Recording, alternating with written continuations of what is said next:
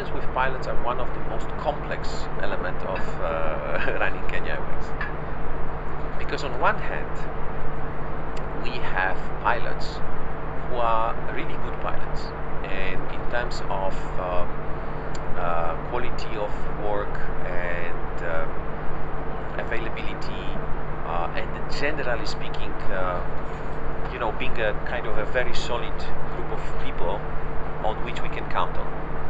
But on the other hand, they are very similar to many airlines in the way of having for me, extremely important influence on the way the airline is managed, and it's not a good thing. So we have signed over time, most of the time under strong pressure, the so-called CBAs, the collective bargain agreements, which gives to pilots, for me, out of the market conditions. So the conditions are really way above what the market is in Kenya and what the market is worldwide.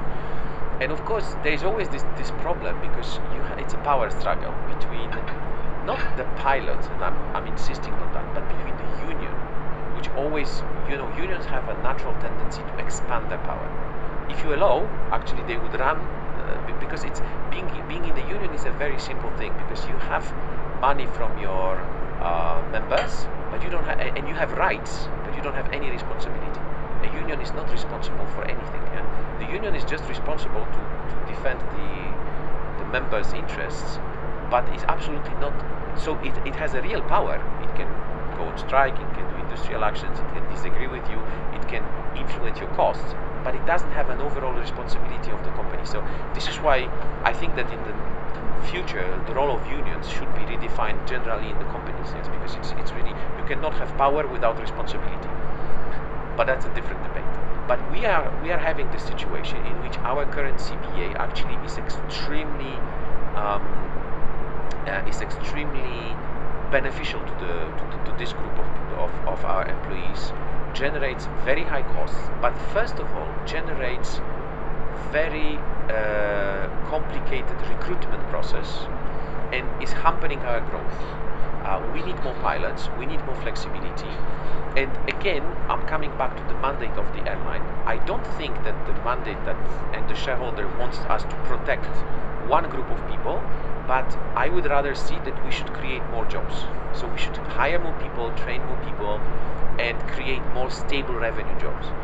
And these relations with the union of pilots are very difficult, because of course they are not inclined to change the CBA.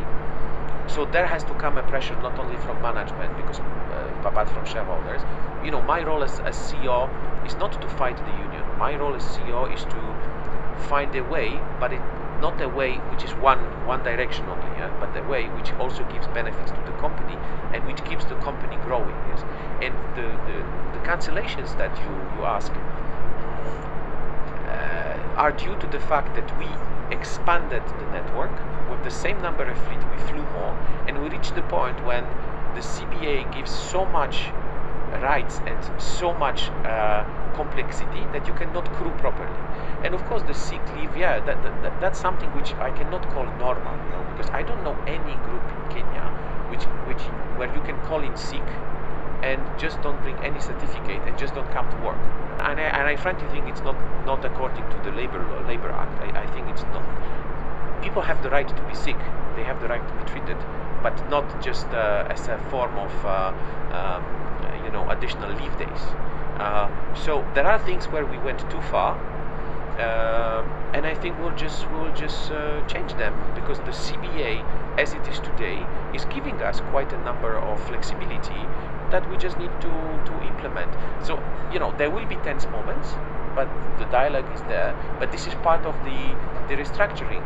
It's an absolutely necessary part, but it's not the only thing that will suddenly be another miracle. But it has to come to the table, because I believe, and I think that the board also believes, I know the board believes, that we have to expand the airline, because that's the way to defend our market, lower our unit costs, and have a turnaround future, so people really believe that we're going into the right direction.